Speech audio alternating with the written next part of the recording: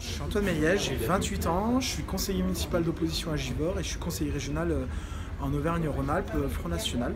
Et je suis le candidat de Marine Le Pen sur la 11e circonscription, dans une grande circonscription qui va de Condrieu à Soucy-en-Jarret et de Sainte-Catherine à Toussieux.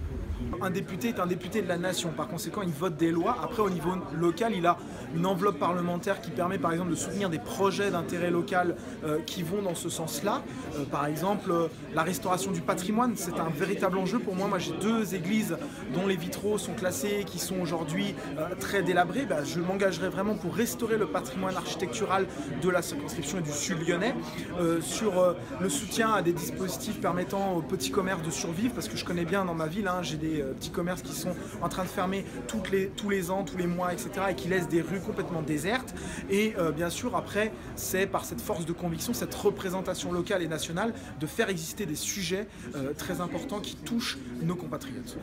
Pour la 11e circonscription, il y a des questions locales qui sont liées notamment à l'aménagement du territoire, donc sur tous les dossiers liés à l'autoroute A45, le contournement ferroviaire de l'agglomération lyonnaise ou le contournement autoroutier lyonnais. Il est évident que moi je serai un député de combat qui préservera les intérêts de ces populations-là, qui préservera l'intérêt de la France périurbaine et de la France rurale, parce que ça c'est le combat de Marine Le Pen, c'est aussi mon combat, c'est de préserver les intérêts du peuple, et les intérêts du peuple ils sont dans cette France périurbaine, rurale, et pas dans les beaux quartiers bobos, etc. C'est pas notre priorité. Voilà. Et sur l'aspect plus national, eh bien, c'est bien sûr les questions de sécurité, d'identité et d'immigration, et sur le plan économique, bien sûr, redonner immédiatement du pouvoir d'achat à nos compatriotes et de la flexibilité à nos petites et moyennes entreprises et à nos artisans qui sont asphyxiés de charges, d'impôts aujourd'hui et qui ne s'en sortent plus.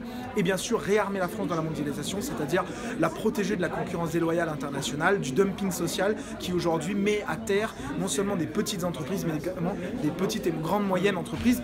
Un exemple très concret, moi je veux m'opposer à la directive sur les travailleurs détachés qui crée une concurrence déloyale insupportable et qui met des centaines de Français, de travailleurs et de salariés français au chômage.